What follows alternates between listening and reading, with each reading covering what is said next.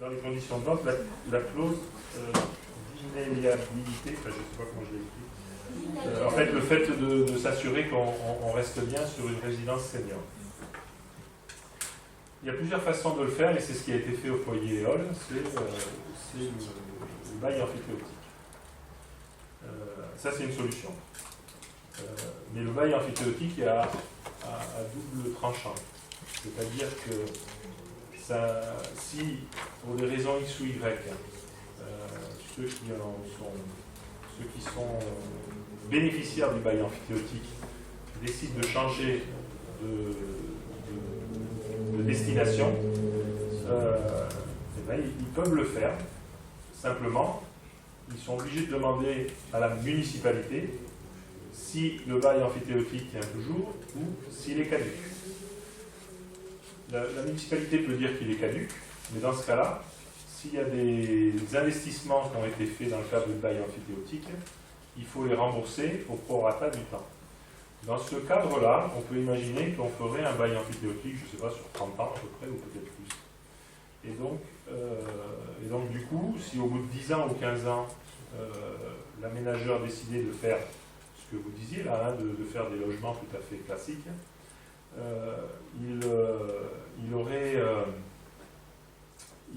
il serait possible pour la commune de récupérer donc, le bail amphithéotique et de continuer avec une résidence senior, à condition de payer une quote-part qui ne serait pas négligeable et que je ne suis pas sûr que la commune serait capable de prendre à sa charge. Puisque, il faut bien le dire, si nous on ne propose pas un projet de résidence senior comme vous l'aviez évoqué, un projet public, c'est-à-dire que ce soit nous qui fassions les travaux, c'est bien parce qu'on n'a pas les moyens et que les priorités, effectivement, des investissements sur les prochaines années seront certainement ailleurs que dans cette maison. Par contre, c'est un avantage certain pour la plaisance et pour les plaisançois d'avoir ce tel équipement et qu'il soit privé. Donc la deuxième solution, c'est de vendre 1 million d'euros et ensuite de réfléchir à savoir effectivement est-ce que ça peut être transformé. Oui, juste une petite remarque, effectivement, comme dit M. Maire, ça ne sera pas réservé aux plaisançois, parce que dans ce type d'établissement, vous avez beaucoup de gens qui viennent pour se rapprocher de leurs enfants, mais qui ne sont pas forcément de plaisance. Alors, je peux vous assurer, parce que vous voyez qu'on est vraiment uniquement à la vente de la parcelle, hein. Je reviendrai après là-dessus, on n'en est pas du tout encore à l'opération et au permis de construire. Mais ça viendra de toute façon. Mais on en est encore à la vente de la parcelle et il y a déjà des gens en visant le spot qui se sont adressés à la mairie pour savoir comment ils pouvaient réserver une place dans cette résidence senior. Donc on sait déjà qu'il y a un certain nombre de plaisançois, il y en a peut-être ici, qui sont intéressés pour pouvoir entrer dans cette résidence pour leur vieux jour. Bon voilà, ça c'était par rapport à la parcelle. Donc, comment est-ce qu'on fait comment on fait? Qu'est-ce qui nous permet de dire qu'a priori, il n'y aura pas de... ça va être difficile de faire une transformation? Il y a déjà 600...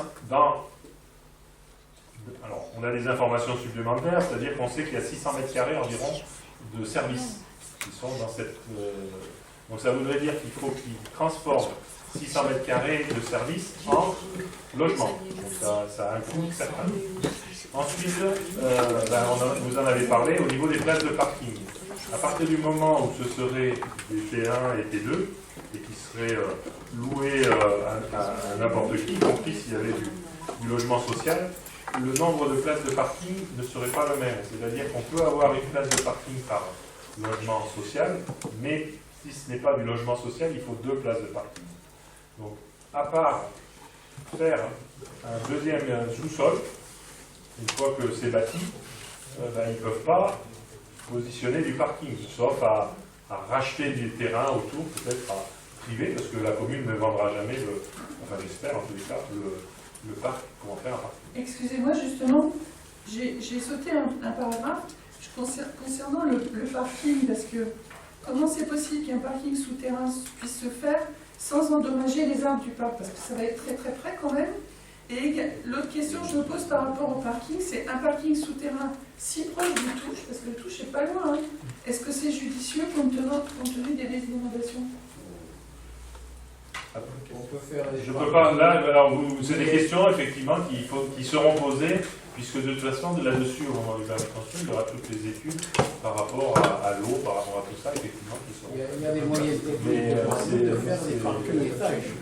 C'est pas pour rien, effectivement, que le prix a été, entre guillemets, de 1 million, c'est parce qu'il y a un prix du parking souterrain qui va leur coûter quand même relativement, de façon relativement importante. Donc à partir du moment où il n'y a pas de place de parking autour, parce qu'en fait, il faut savoir que la plupart des résidences seniors ne sont pas obligatoirement aussi proches du centre-ville. Là, la grosse difficulté de cette parcelle, et c'est pour ça que tous les autres projets ont à côté, et en particulier le projet de la médiathèque, c'est qu'il n'y a pas de place de parking. Et que les seules places de parking qu'on peut faire, c'est en souterrain, et donc sous les bâtiments. Et donc, effectivement, sans place de parking à proximité, ils ne pourront pas changer la destination dans du logement privé, puisque s'ils gardent, je ne sais plus combien, je ne me rappelle plus combien de logements, social, il faudra 2 places de parking pour les autres, et même s'ils regroupent deux trucs, donc voilà. Philippe, pour répondre aux arbres, quand même, raciner des arbres, c'est malvenu, parce que si vous voyez l'esquisse, les arbres sont très loin. Les racines, quand même. Alors après, vous posez la question justement, on met pas trop de places de parking. Alors, ça sera justement quelque chose qui va être à discuter au moment où ils déposeront le permis de construire, puisque c'est à ce moment-là qu'on saura exactement le nombre de places de parking. Il faut savoir que dans le plan local d'urbanisme, au jour d'aujourd'hui, pour ce type de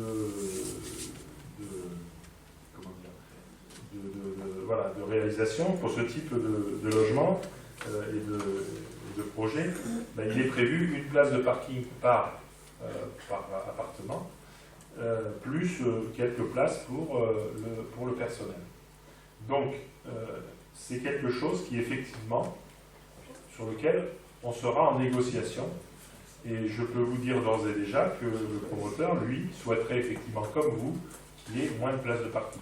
Dans un sens, ça permet d'assurer qu'on ne puisse pas faire autre chose, qu'on ne puisse pas les transformer en logement, mais de toute façon, même si on faisait, donc puisqu'il y a 112 logements, donc environ 120 places de parking, ça serait bien insuffisant de toute façon pour les transformer en appartements privés, même petits. Ensuite, vous parlez des éléments architecturaux. Alors là, je ne sais rien du tout par rapport à tout ça. On sait que c'est dans la ZPPAUP, enfin, comment on appelle maintenant la ZPPAUP? Hein? SRP. Ouais. Donc c'est dans cette zone-là, et de toute façon, l'architecte des bâtiments de France fera ses remarques. Et donc en particulier les remarques sur les toits, etc. Périmètre SPR. Périmètre SPR, voilà. Donc de toute façon, c'est soumis à l'approbation des architectes des bâtiments de France. Donc du coup on peut leur faire confiance pour faire en sorte qu'ils protègent le patrimoine et l'architecture de Plaisance, y compris dans cette zone-là. Alors après, effectivement, et on a eu effectivement aussi une personne qui est venue vers nous par rapport à la rue Kantukaout, là. Kantukaout, c'est celle-là ou c'est Kantukaout? Oui. Ouais. Par rapport à la rue Kantukaout, qui a très peur. Bon, il se trouve quand même qu'à la fin, la dame qui est venue a dit qu'elle était enchantée de ce type de réalisation, mais effectivement, elle se fait du souci par rapport au stationnement. Et il est très très possible que... il faudra qu'on en discute aussi, qu'on fasse de toute façon du stationnement complémentaire pour éventuellement des visiteurs, mais surtout pour des gens, puisqu'on n'est pas très loin de Saint-Nicolas, et donc on peut imaginer qu'on ait encore besoin de stationnement dans cette zone-là. Donc on pourra faire d'une pierre deux coups. Et éviter en tous les cas, on est bien d'accord avec vous et avec la dame, de faire en sorte que les voitures se garent dans les rues adjacentes. Et enfin, j'ai marqué précipitation. Est-ce lié aux élections? Je ne répondrai pas sur cette question. Je répondrai simplement que les coûts, vous l'avez remarqué, vous l'avez suffisamment relevé soit oralement, soit par écrit, qu'il est nécessaire de régler le problème de cette maison très très rapidement, sachant que si on devait refaire des travaux pour consolider la maison, et en particulier la façade, ça va refaire, ça très voudrait cher. dire qu'il y en a eu de fait, mais il n'y a pas eu de travaux. Bon, je vais pas rentrer dans les détails parce qu'il est déjà tard, mais Pas grand-chose. alors il n'y a pas assez pour vous, effectivement, mais c'est un point de vue. En tous les cas, on a déjà dépensé de l'argent, et je peux vous le dire. Et s'il fallait faire, oui. Non, on va pas. Non, s'il vous plaît, il est déjà 9h moins 10. On va se cantonner aux questions qui ont lieu, qui ont trait à la. Voilà, j'ai répondu, je pense, à tous les points que j'ai notés par rapport à votre intervention. Vous pouvez bien sûr compléter. Moi, je m'étonne quand même qu'il y ait encore autant d'incertitudes sur un projet qui est quand même assez majeur, sur lequel on a quand même des doutes. Moi, ça me gêne, excusez-moi, je ne suis pas du tout par là, d'avoir ce monsieur Lyon qui est toujours là, toujours dans les. Bon, vous avez certainement des bonnes relations avec lui. Moi, je trouverais plus normal qu'il y ait aussi des nouveaux acteurs et que ça se fasse en toute transparence. Là, ça arrive juste avant les élections. On a l'impression que c'est un peu d'opportunisme. C'est complètement de l'opportunisme. Oui. On est d'accord. Donc, c'est-à-dire qu'on a une proposition à laquelle on ne s'attendait pas et qui nous permet de régler ce problème le plus rapidement possible. Oui, donc, sans savoir combien, il y a plein on la prend cette opération. Oui, mais il y a énormément de points sur lesquels vous n'avez pas de réponse. Moi, je trouve ça. Est-ce qu'on met des conditions suspensives dans l'acte de vente pour qu'au moins il y ait des engagements tenus? Alors, je vous rassure. Je vous rassure là-dessus, l'acte de vente ne sera pas passé tant que le projet ne sera pas, tant que le permis de construire ne sera pas purgé de tout recours. Mais ce n'est pas nous qui allons demander ça, c'est le promoteur, parce que tous les promoteurs le font. C'est-à-dire que s'il y a une modification du PLU, là en l'occurrence, il n'y a pas de modification du PLU. S'il y a un permis de construire, un promoteur ne signe pas la vente tant qu'il n'est pas purgé de tout recours. Par exemple, on peut vous prendre l'exemple du l'îlot de la côté de Diego Saint-Jean, et ben c'est maintenant que le permis de construire. Vous parlez des intérêts du promoteur. Moi, je vous parle des intérêts de la commune. Et ben voilà. Et ben de toute l'intérêt façon, de la commune, c'est quand même essayer qu'il y ait un projet qui tienne la route, qu'on n'ait pas à refaire du stationnement par derrière à nos frais, que tout ça soit bien équipé et qu'on le vende aussi au meilleur prix pour un projet qui convient à tout le monde. Et donc ça, ça aurait mérité un peu plus de débat avant, ça aurait peut-être mérité aussi qu'il y ait aussi d'autres personnes qui postulent à ce projet et que ça ne se fasse pas juste avant.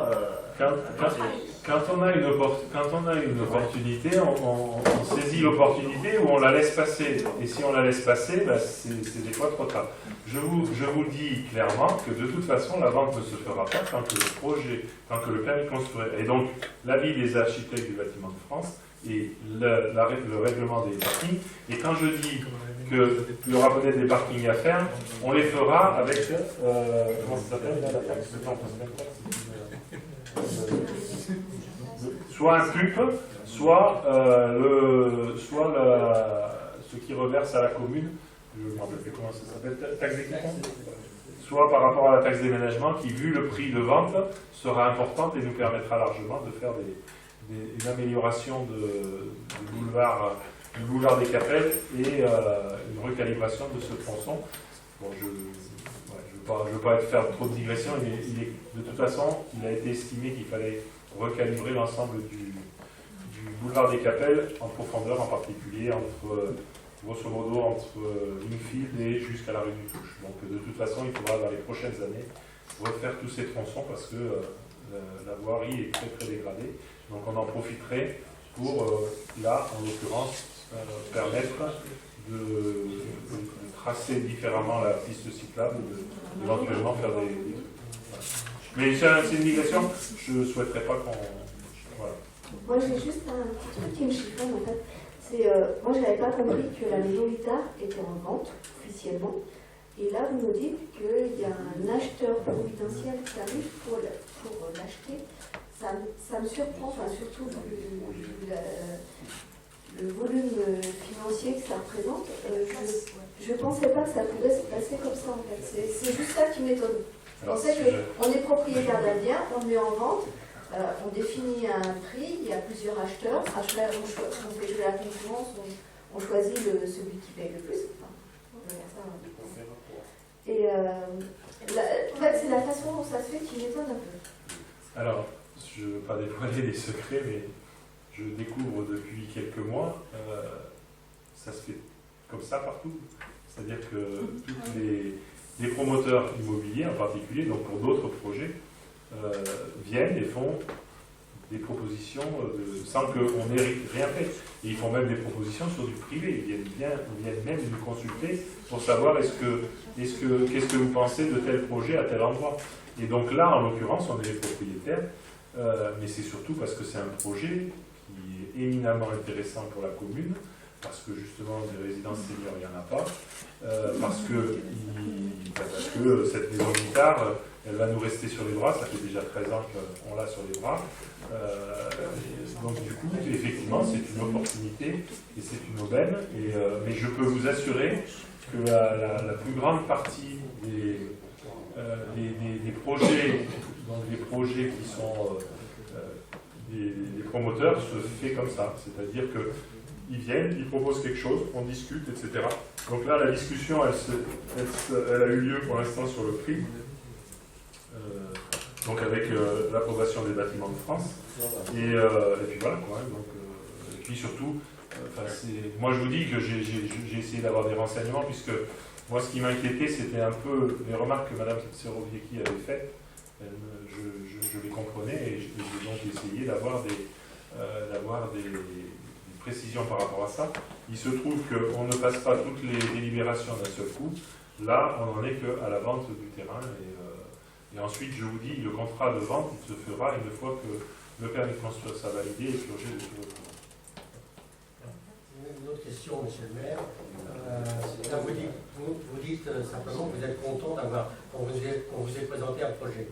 Ok, bon, je l'entends. Mais quand vous, la majorité, vous avez acheté ce terrain, cet parcelle, j'espère que vous aviez un projet déjà à l'époque, quand vous l'avez acheté. Alors c'est ce qu'on a dit, hein. On avait prévu la médiathèque, on a prévu ensuite la maison de l'image et le son. Mais en fait, ce qui a motivé l'achat pour la mairie, c'est parce que justement, il y avait un promoteur qui proposait quelque chose, et donc il aurait pu le faire. Il proposait quelque chose sur l'ensemble de la parcelle, y compris le jardin. Donc il y avait, bon, je ne sais pas parce que j'étais pas aussi près de l'urbanisme à l'époque, mais il y avait un projet immobilier qui était d'une importance très très forte, et comme c'était un terrain privé, il valait mieux le récupérer pour la commune. C'était la seule solution, c'était puisque les héritiers les vendent très très rapidement. Vous aviez fait jouer le droit de préemption au moment de la vente de la maison guitare. Oui, il y a ça oui, non. Alors, au départ, oui, mais après, ça s'est fait à l'amiable, me dit M. Crène, puisqu'il était là. Vous êtes sûr? Oui. Si, c'est enfin. Alors, M. Crène est sûr. Enfin, moi j'en ai parlé avec des fils de M. Guittard il n'y a pas longtemps. Mais c'est vrai qu'il aurait pu vendre plus cher, mais son frère avait des problèmes, et donc ça a été vite fait, mais c'était un peu bâclé quand même. C'est ce qui avait été reproché par l'opposition à l'époque. Non, oui, même ils avaient fait les débats. Monsieur Moi, je vais pas relancer le débat, mais je voudrais juste faire une intervention pour expliquer mon vote. Moi, ce projet, comme on l'a dit, donc je ne reviendrai pas dessus, effectivement, il tombe très rapidement. Qui va piano, va sano. C'est la devise.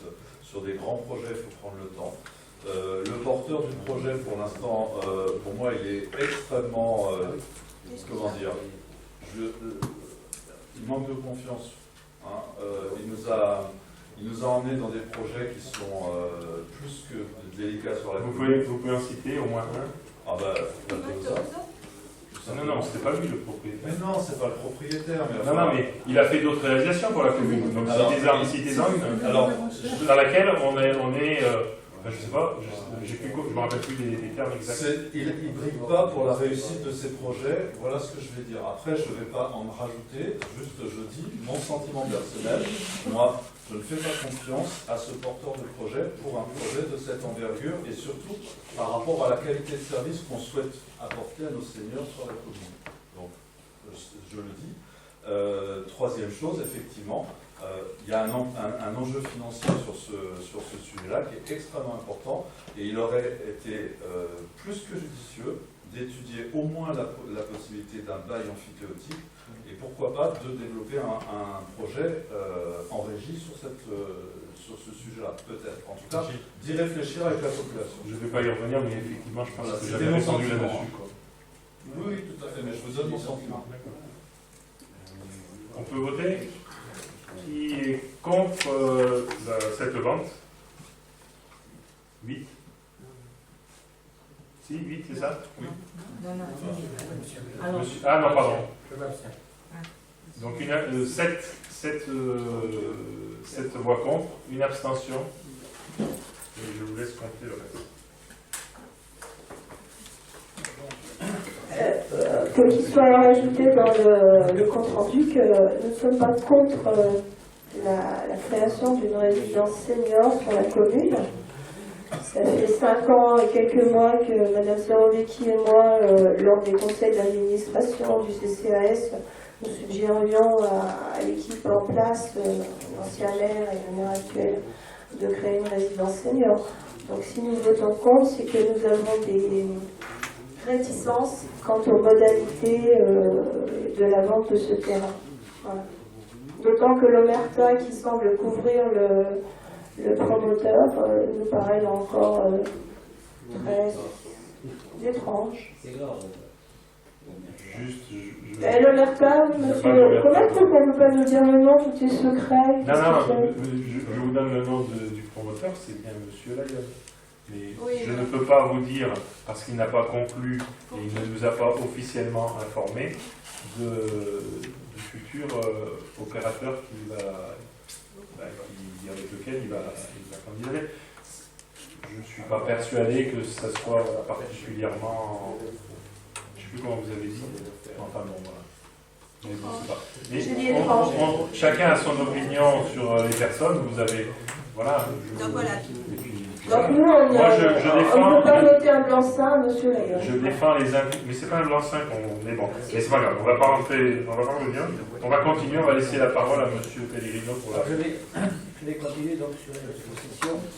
Par promesse de vente datée du juillet 2019, monsieur le mairie le 16 juillet 2019, monsieur Pierre Cavagna, gérant de la société Sodico, s'est engagé à céder à la commune la partie de la parcelle AP 246, cadastrée non par découpage section AP 449 d'une contenance estimée à 427 m², assise toute longueur. Cette emprise est grévée par l'emplacement réservé numéro 26 inscrit au PLU en vigueur de la commune pour la réalisation d'une contrat sur la RD 632. La cession porte sur la bande de terrain comprise entre la RD 632 et la clôture existante de Gladou Matériaux, à qui la société Sodico vend en parallèle l'assiette foncière de l'entreprise actuelle déduction faite de la bande cédée à la commune. Donc, il est proposé d'approuver le principe de l'acquisition de la parcelle cadastrée section AP 439 au prix de 1 € net. Précision faite que les frais notariés seront à la charge de la commune. L'intervention du géomètre a été prise en charge en amont par la société Sodico. Par conséquent, il convient d'approuver le principe de la rétrocession de la parcelle cadastrée section AP numéro 439 au prix de 1 € net. L'autorité missionnaire a signé tous les documents permettant la dite cession à la ville. Les frais d'acte étant à la charge de la commune, la parcelle sera à terme versée dans le domaine public de la commune. Voilà, ça est bien, pour ceux qui connaissent, c'est l'entreprise Gladou Matériaux, c'est la contre-allée qui apparaît de la 532, donc qui est fait l'objet d'un versement récent. Des questions là-dessus? Non, juste une question subsidiaire par rapport à cet emplacement réservé. La route départementale 632 à la sortie de la commune mériterait d'avoir une piste cyclable continue. C'est prévu. Rapidement. Je sais que c'est prévu, mais franchement, c'est là, on n'est pas encore. Alors. C'est le souhait de tous. Oui, Sur la contre-allée, on n'est pas encore propriétaire de l'ensemble. Non, mais c'est pour. Et aller non, dans le sens de la- les musées, les fossés, on ne veut pas les buser tant qu'on n'aura Il pas reste marginal. fait des bassins de rétention en amont Non, non, mais je le sais. pour éviter, Et pour on pouvoir y les travaille, buser. et On y travaille. Et encore hier. C'est-à-dire que justement, c'est bien de. Il y a vraiment ce besoin de. Là, on vous remercie de vos encouragements. Merci. Allez, donc, qui est contre cette rétrocession? Qui est pour? Qui s'abstient? Non, voilà, qui s'abstient. Vous abstenez? Non, vous avez demandé. J'ai dit qui est pour, mais c'est la fatigue. Dites-leur. Qui est pour? Alors. Il y a ça à suivre. Allez, ouais, je suis tout à fait d'accord. Madame Mélamarie est la seule à suivre. Je continue. Donc la rétrocession synonyme, programme de l'économie, vers numéro 25, vers numéro 1, route de Toulouse, domaine du Sud. Par le PC 84 C0031, en juillet 2019, la société synonyme programme a obtenu l'autorisation de réaliser la construction de 35 maisons en R+1, 24 T4 en accession et 11 T4 logements locatifs sociaux, et 94 de fonctionnement, 24 garages, 70 places extérieures, avec démolition préalable totale des constructions sur la parcelle, section B, numéro 14 6 27, route de Toulouse. Ce projet vient s'adosser à la réalisation en cours de la société des chalets. Cette emprise est partiellement grévée par deux emplacements réservés. Le R25, dont l'objet de l'aménagement à long terme de la voie 632 pour la qualité CSP d'une superficie totale de 2400 m² au bénéfice de la commune. La parcelle section BN numéro 14 est concernée à la hauteur de 5%, soit 347 m². Le R numéro 1, dont l'objet est la réalisation de l'RD 900 m², d'une superficie totale de 277 712 m², au bénéfice du département CV31, la parcelle section B 14 concernée à hauteur de 1,7%, soit 88 m². Donc, par promesse de vente de juillet 2019, la société synonyme programme, représentée par M. Romain Célador, s'est engagée à céder à la commune au prix de 1 € l'emprise concernée par les emplacements réservés, dont la superficie exacte sera déterminée après bornage, dès qu'elle est à la charge de synonyme programme. La commune prendra en charge les frais d'acte notariés de la cession. Il est donc proposé d'approuver la cession de synonyme programme à la commune de l'emprise en bord de route de Toulouse, concernée par les emplacements réservés au prix de 1 € à la première sollicitation de la commune.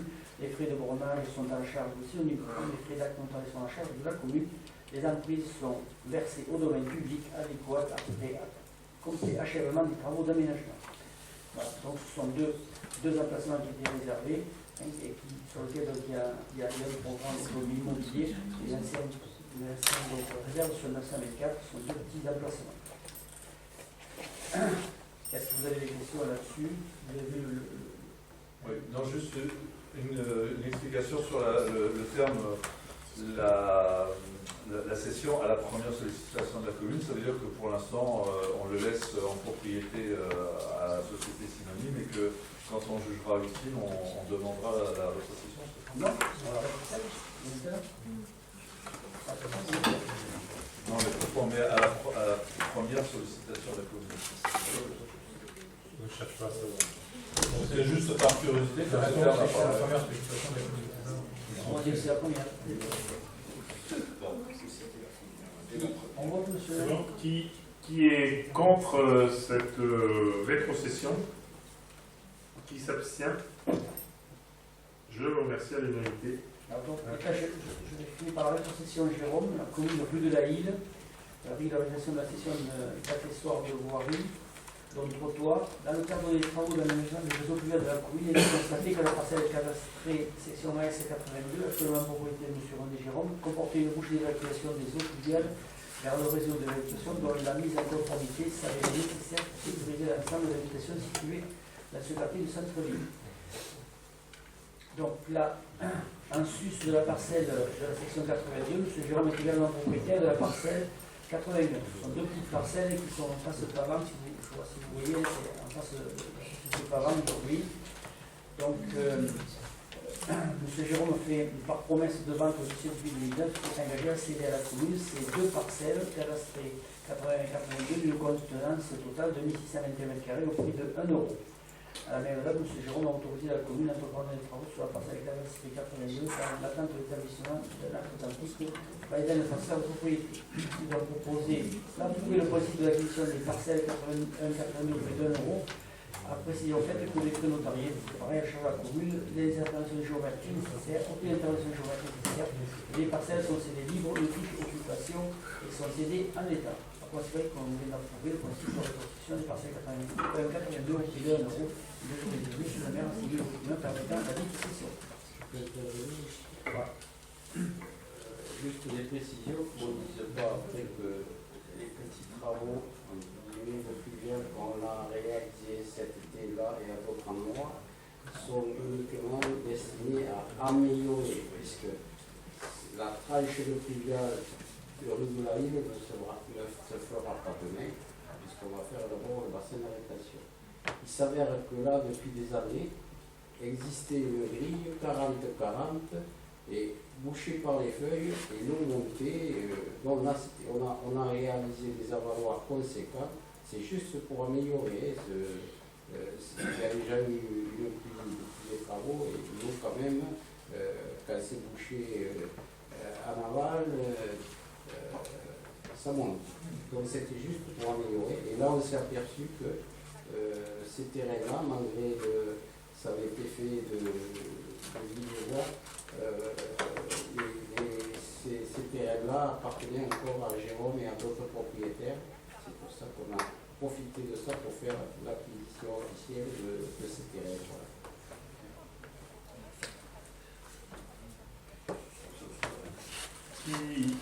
Voilà.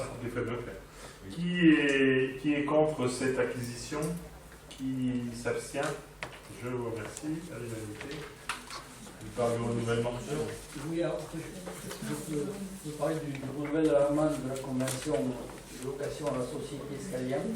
En fait, cette société, vous savez qu'elle devait faire des tests de prototypes de drones. Elle n'a pas passé convention, elle a été un petit peu retardée, donc elle demande qu'on permette donc une prolongation pour pouvoir faire sur les parcelles CD44 et CD9 sur la commune qui sont non exploitées, et les essais uniquement se feront le jour hors week-end et jour férié, et ça du 1er juillet à fin octobre 2019, et pour une somme de 200 € hors taxe par mois pour la commune. Donc là on échange jusqu'au 31 décembre, donc pour leur permettre de faire les essais qu'ils ont décidé. Ça fait 200 € par mois. On gagne 200 € par mois. Qui est contre cette prolongation de convention? Qui s'abstient? Je vous remercie. Donc là, on va passer aux délibérations sur le personnel.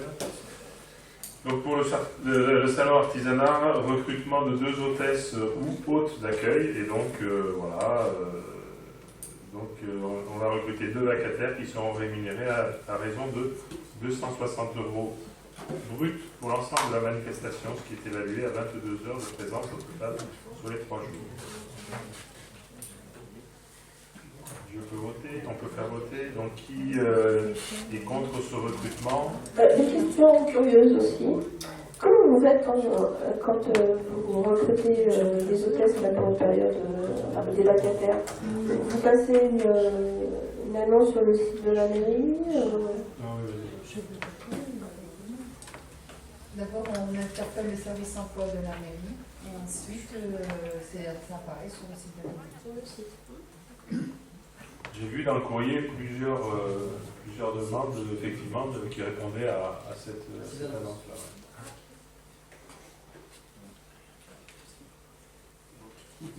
Qui est contre le recrutement de ces 2 hôtesses ou hôtes? Qui s'abstient? Alors moi, je maintiens ma position, donc pour moi, ce sera un refus de vote. Alors, qui refuse de voter? Un refus de vote. Qui est contre et qui s'abstient? Donc, Non, moi j'avais juste une question. encore un autre type de vote. Non, c'est pas ça. C'était pour savoir si dans votre recrutement, vous aviez essayé de privilégier comment, la parité ou pas du tout.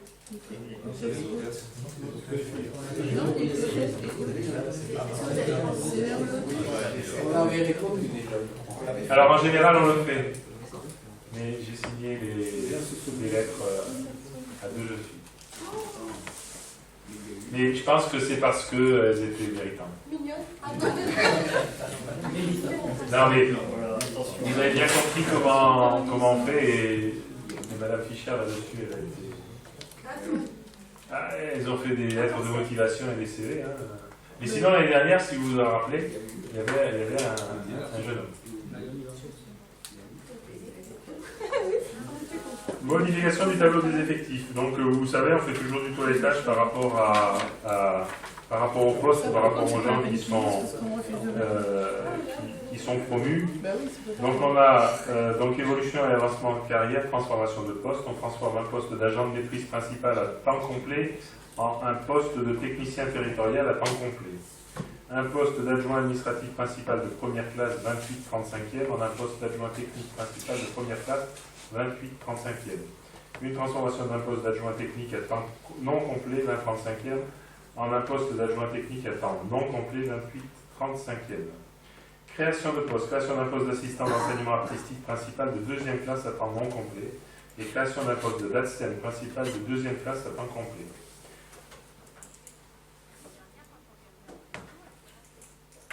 Qui refuse de voter? Ah. Combien alors? 8? 6, pardon. Ah oui, non, c'est vrai. 6. Qui est contre? Qui s'abstient? Je vous remercie. Participation financière à la protection sociale complémentaire des agents. Alors comme c'est très très long, je vais vous résumer ça en presque une phrase. Globalement, on s'aligne sur les comptes, les propositions et les conditions de la CCST. Donc on est exactement là, au niveau des participations de l'employeur, sur ce qui se fait au niveau de la CCST, qui était plus favorable que la commune. Des questions? Qui est contre? Qui s'abstient? Je vous remercie. Coopération intercommunale. Donc convention, je te laisse en parler, Martin, ou... Allez.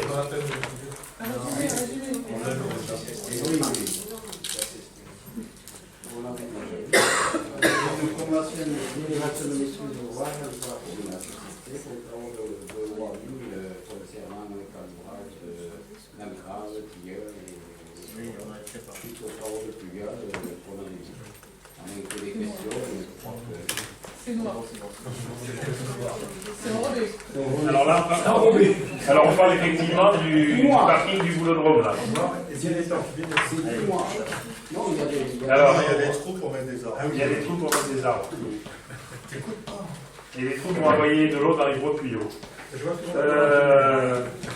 Alors, qui est... Bon, il n'y a pas de refus de vote là. Hein. Bon. Qui est contre cette convention de délégation de maîtrise d'ouvrage?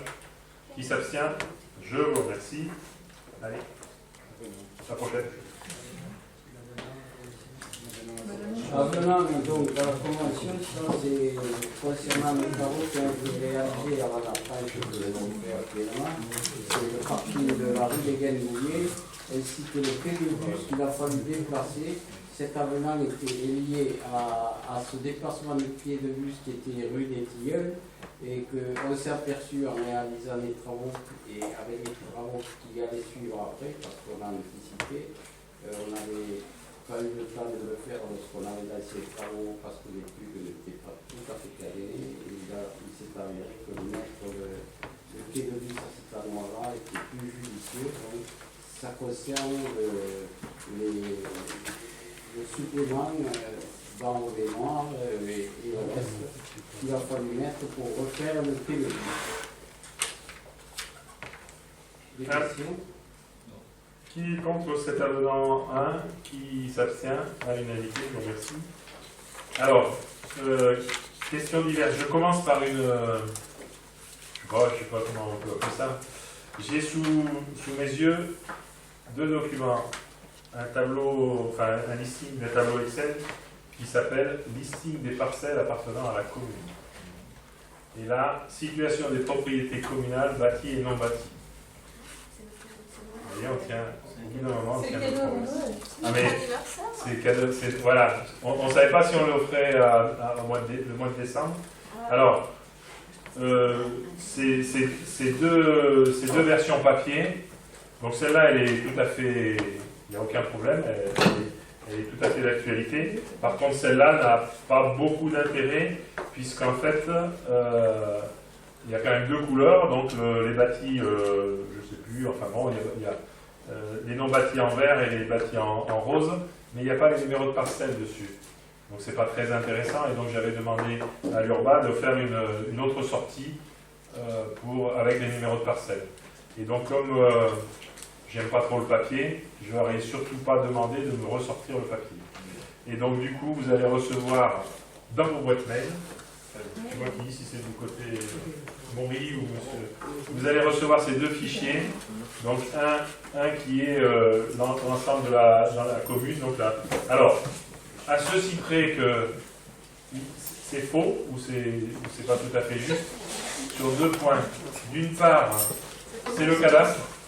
Donc il y a des propriétés qui ont été acquises il y a quelques années et qui ne sont pas encore cadastrées dans le cadastre.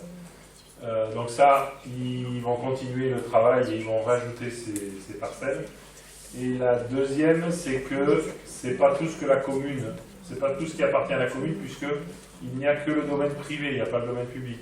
Enfin, si on mettait le domaine public, on y mettrait toutes les routes, les trucs, et ça serait pas intéressant, et je ne suis pas persuadé. En tous les cas, moi, ça ne m'intéressait pas, puisque moi, j'avais la même demande que vous.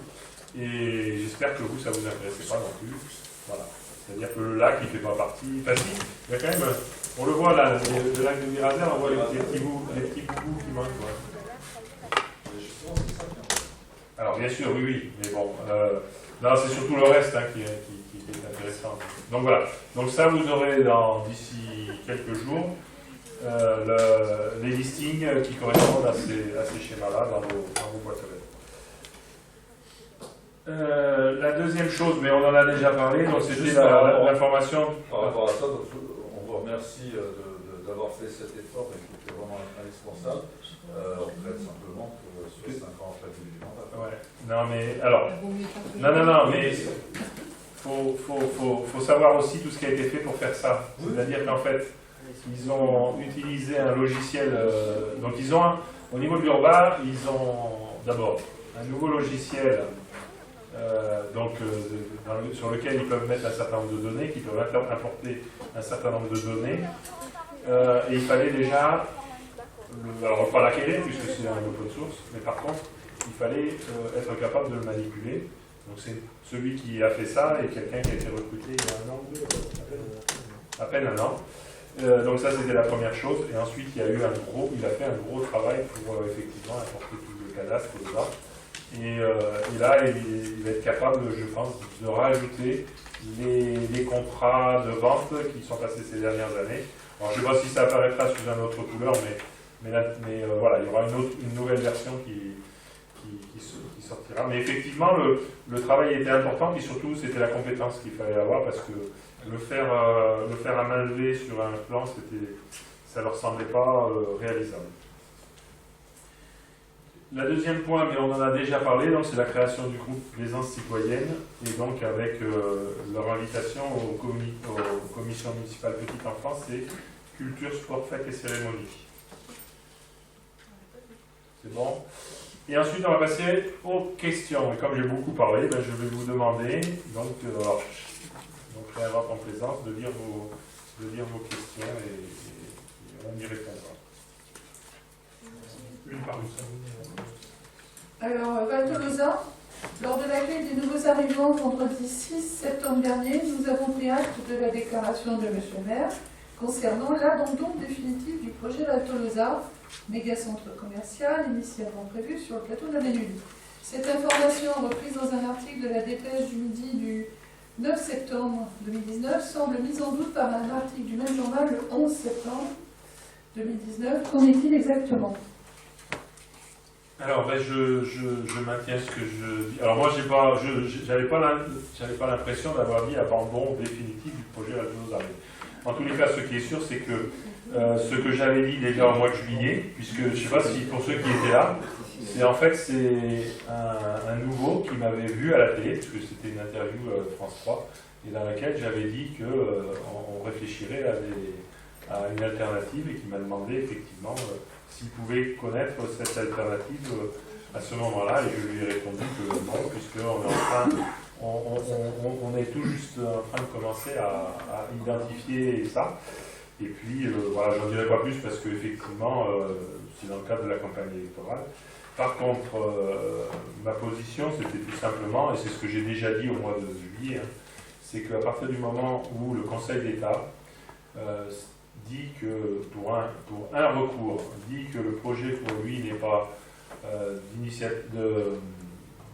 d'intérêt public majeur, et donc on ne peut pas déplacer ou détruire des espèces protégées, à partir de ce moment-là, on ne peut pas imaginer que d'autres recours puissent aller à l'encontre du Conseil d'État. Donc voilà, ma réponse c'était celle-là, et donc du coup, comme on est quand même des gens responsables, eh bien, on pense à la suite, et on profite de la campagne électorale, parce qu'on va aller devant les Plaisançois, et on profite de la campagne électorale pour d'une part leur proposer des choses, et puis d'autre part d'en débattre. Et c'est ce que j'ai dit à presque tous les journalistes qui m'ont... C'est fou, quoi, hein, j'ai rien demandé, hein, mais j'ai eu une couverture de presse fantastique. Et alors, pas que par la dépêche, hein, mais parce qu'il y a même des journaux parisiens. Il y a un journal parisien qui m'a téléphoné, donc moi, donc je réponds. L'article qui met en doute l'abandon. Alors l'article qui met en doute l'abandon, ils ont raison. C'est pas parce que moi je dis que j'y crois pas qu'ils ont tort. Enfin, que je crois pas que ça... Enfin, en tous les cas, que j'y crois pas suffisamment pour que je continue à défendre Val Tolosa et que ce projet-là, et à penser qu'il faut une alternative. L'aménageur, Unima Hydro-Damco, a quand même des recours en cours, je crois qu'on dit. Et donc, il y a encore des recours qui sont sur un certain nombre de choses, sur le permis de construire, le deuxième permis de construire, entre autres, etc. Et donc, je ne sais pas par quels moyens, personnellement, moi, bon, je ne suis pas un grand clerc de notaire hein, non plus, hein. Donc je ne sais pas par quels moyens ils pourraient gagner, mais en tous les cas, ils les font ces recours. Donc, on peut imaginer que la dépêche, le 11 septembre, puisse dire, je crois que c'était une interview, mais je me rappelle plus, c'est toi, c'est vous, monsieur Barbier, c'est votre interview. Ah bon. Ah ben moi aussi. Non, je ne sais pas. Bon voilà, donc effectivement, il y a de toute façon des recours. Si s'avérait que les recours, on ferait un projet alternatif pour rien, et nous on serait très contents parce que pour les Plaisançois, ce projet il était très bien de toute façon. Donc voilà. Est-ce que ça répond à la question? Mais la commune ne participe pas, n'est pas aucunement impliquée dans ces recours. Non. Sur Val Tolosa, non, on est impliqué uniquement par rapport à la route. Sur la route départementale de Saint-Martin. Et là, justement, le fait que Val Tolosa ne se passe pas, il va falloir qu'on retrouve les compléments de financement, puisque pour l'instant, ma position, c'est de dire on garde les 4 millions en espérant qu'on ait des nouveaux aménagements et puis aussi peut-être les collectivités locales, hein, parce que la métropole pourrait être intéressée, le département, bon, ils n'ont pas de sous, mais c'est clair que pour nous, on va se battre jusqu'au bout pour que cette route existe, puisque le désenclavement de la Ménude, indépendamment de la Tolosa, est nécessaire. Ok, le point 2. Attends, juste une question. L'association Val Tolosa, elle va donc disparaître, celle dont vous étiez président. Voilà, ouais. J'étais président, donc elle sera dissoute, j'imagine. On peut imaginer qu'un jour elle soit dissoute, mais... Pas tout de suite. Bah, on a d'autres chats à fouetter. D'accord. Donc, question numéro 2, la médiathèque. Lors de la dernière commission sport-culture, le 27 août dernier, il a été question de la médiathèque et plus particulièrement du fait que la surface prévue ne serait pas suffisante pour obtenir la dotation de l'État. Alors Madame l'adjointe à la culture qui n'est pas là, confirme-t-elle qu'il est nécessaire d'ajouter à la somme prévue l'achat de 2 appartements supplémentaires? Mais je pense qu'on a eu la réponse tout à l'heure, dans le problème du non? Non? J'ai parlé de la médiathèque, mais je suis pas persuadé que j'ai parlé de ça.